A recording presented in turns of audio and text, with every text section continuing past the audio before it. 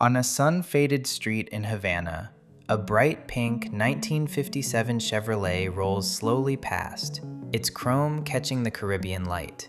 It is not a museum piece. It is not a collector's trophy locked away in a climate-controlled garage. It is a working car, carrying passengers, earning a living, just as it has done almost every single day for nearly 70 years. Across Cuba, tens of thousands of American cars from the 1950s are still on the road right now. Some keep their original bodies. Many have survived dozens of rebuilds, engine swaps, and endless improvisation. By most estimates, around 60,000 classic American cars still run on the island, not as exhibits, but as ordinary transport. And here is the question this film is really about. In a world that throws its cars away after a decade, how did one entire country keep its cars alive for 70 years? The answer is not a miracle. It is a story of politics, of law, of steel, and above all, of human stubbornness against time itself. To understand why these cars survived, you first have to understand how they arrived, and just how golden Cuba's automotive age once was. In the first half of the 20th century, Cuba was not an automotive backwater. It was one of the great showrooms of the Americas. Because the island sat just 90 miles from the United States, and because Havana was booming with money, official dealers brought the newest American models to Cuba almost the moment they appeared in the showrooms of New York or Los Angeles. A wealthy Havana family could drive a car fresh off the Detroit assembly line at virtually the same time as a buyer in Manhattan. Cuba led its entire region in the sheer number of cars per person. The island became so important a market that at one point, there were said to be more Cadillacs per head in Havana than in New York City itself. The world's biggest brands fought for Cuban buyers, offering them the most luxurious trim levels they made. And the island's harsh tropical climate, the blazing sun, the extreme humidity, quietly became one of the toughest durability tests any car could face. By the end of the 1950s, well over 140,000 American cars rolled across the island. It looked like an endless party of wealth and chrome and progress, a celebration that surely could never end. And then, in January of 1959, an event arrived that would overturn that entire world in a matter of days. The Cuban Revolution swept Fidel Castro into power, and almost overnight, the familiar order of life began to dissolve. The new government announced the sweeping nationalization of major property. Then, in 1960, the United States struck back economically and imposed a near-total trade embargo. In a single stroke, Cuba was cut off from the rest of the world. The supply of factory parts, of tires, of even something as basic as motor oil from America simply stopped. Try to imagine the quiet panic of a Cuban driver in those first months as the realization set in. A simple breakdown, the failure of a part worth only a few cents, could now turn a proud, gleaming automobile into a motionless heap of rusting iron, permanently. And it forced Cubans to turn their ordinary cars into something far more precious, family treasures, fought for, and kept alive against impossible odds. The new government declared that the private car was a relic of the bourgeois past, a symbol of unacceptable inequality. From that point on, buying a new vehicle legally required special permission from the highest state officials, permission granted only to a chosen few. It applied only to vehicles brought into the country after the revolution. The cars that had crossed Cuba's border before 1959 became untouchable, the single category of legal private property that ordinary citizens were free to buy and sell among themselves. And so, an old, thirsty sedan, or a dented convertible, suddenly became worth more than fine jewelry, more than a home. With the cars now frozen in time and impossible to replace, the people had only one option left: keep them running, no matter what it took. And a powerful new ally was about to change the island's roads forever. In the early 1960s, as Cuba sat isolated by the American embargo, the Cuban government formed an economic alliance with the Soviet Union, and into the port of Havana came an entirely different automotive world. Huge Soviet cargo ships began unloading boxy, utilitarian machines, Ladas, sturdy Moskvitches, and stern, official Volgas. These angular Soviet sedans filled the tropical streets, creating an almost surreal contrast with the curvaceous, aging American giants beside them. But the most important thing the Soviets brought was not the cars themselves. It was the parts.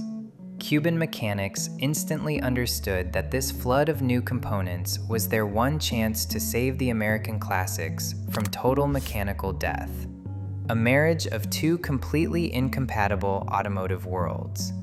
Mechanics learned to drop the gearbox from a little Lada into the vast body of an old Chevrolet, to fit the brake cylinders of a Moskvitch onto the heavy frame of a Ford. Under the hoods of 50s American legends, small but extraordinarily tough Soviet hearts began to beat. The small, economical Soviet cars were fine for personal use, but they were simply too cramped to move people in large numbers. The American sedans, with their enormous bodies and vast bench seats, could swallow up to 8 passengers at once, and their thick steel and heavy frames could shrug off the broken roads that destroyed the fragile suspensions of the lighter Soviet cars in months. The old Americans kept their crown in the world of private transport, but that balance depended entirely on a steady stream of cheap fuel and free technical help from the Soviet Union. In 1991, the unthinkable happened. The Soviet Union collapsed, and for Cuba, that distant geopolitical event became a catastrophe the government officially named the Special Period in Peacetime. The island instantly lost its enormous subsidies, its free factory parts, and most critically of all, its regular supply of cheap oil. The economy fell into a brutal crisis, and public transport very nearly stopped functioning altogether. The owners of those huge American cars watched them turn, in a single season, from objects of pride into useless lumps of metal, because there was no fuel to put in the tank. The nation's entire fleet stood on the edge of vanishing, and once again, Cubans had to improvise to survive. They converted carburetors to run on homemade alcohol. In desperation, they adapted engines to burn almost anything that would catch fire, including lamp kerosene, which, of course, made the motors smoke mercilessly and fail. To move people when public transport had collapsed, owners transformed their old American sedans into shared public taxis, running fixed routes through the cities. Cubans affectionately nicknamed these big, weathered machines almendrones, Spanish for large almond, after the rounded shape of those 50s bodies. The almendrones became the saviors of Cuba's cities, carrying millions of people for a handful of coins. But behind every successful trip lay a secret the Cubans guarded carefully, and it is time, now, to open the hood and understand how ordinary iron managed to cheat time itself. Ask yourself why a modern import begins to fall apart after 5 years, while a Cuban veteran of the road confidently rolls into its 7th decade. The real secret lies in the way the engineers of the mid-20th century built their cars. In those days, the body was bolted firmly onto a heavy, powerful steel frame, strong as the chassis of a small truck. That single rigid backbone absorbed every blow of Cuba's broken roads. Even when the outer body panels rotted away completely from the salt air, the frame underneath stayed straight and whole. There was once a tourist legend that Cuban soil held some magnetic field that slowed the aging of metal. A charming myth, of course. The real answer was far simpler: an abundance of good carbon steel, which American factories poured into their cars without restraint in an age of cheap resources. But a strong frame alone never moved anyone. The cars still needed working internal parts, and those required constant renewal. So where do you find a part when the factory that made it closed half a century ago? To solve that impossible problem, a hidden empire arose across the island. Countless backyard Cuban mechanics, working in secret home workshops, who turned their humble courtyards into factories for the parts the world would no longer sell them. They learned to cast engine pistons in molds made of packed earth, melting down old beer cans and broken aluminum pots over open fires. They glued brake pads together from pieces of old truck tires. They cut engine gaskets by hand with ordinary scissors from the thick cardboard of old boxes soaked in oil.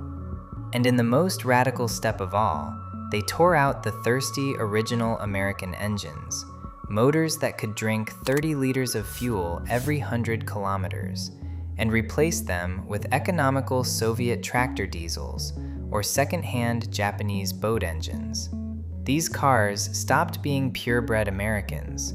They became one-of-a-kind hybrids, machines that exist nowhere else on Earth.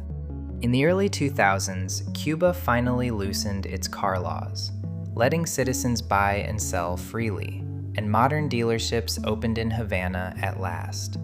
But crushing import taxes pushed the price of even a small new car into the realm of impossible dreams. So the owners of these 70-year-old machines made a brilliant final move. They turned their old workhorses into the single most recognizable symbol of modern Cuba. Repainted in impossibly vivid colors, their roofs cut away into gleaming convertibles, they now carry tourists through old Havana for more money in a single hour than most Cubans earn in a month, turning decades of survival into a source of hard currency and a livelihood for whole families. And here is the deepest truth of why Cubans still refuse to give them up, even as cheap Chinese cars arrive on the island. A modern car is packed with delicate electronics that fail quickly in the punishing salt and heat. The old American hybrid can be fixed with a length of wire and a hammer on the side of the road. In a world built on planned obsolescence, a world that teaches us to replace whatever breaks, Cuba's cars are a quiet, rolling argument for the opposite truth: that the power to repair what you own, again and again, is its own kind of freedom. These machines survived a revolution, an embargo, the fall of an empire, and the hungry years of the special period. And they are still running, proving to the entire world that human ingenuity and the sheer will to keep going can outlast even time itself. So the next time you are told something is beyond saving, remember the streets of Havana. These cars are proof that nothing built with enough care is ever truly finished. If that idea is why you love old machines, subscribe. The next story is already waiting on the channel.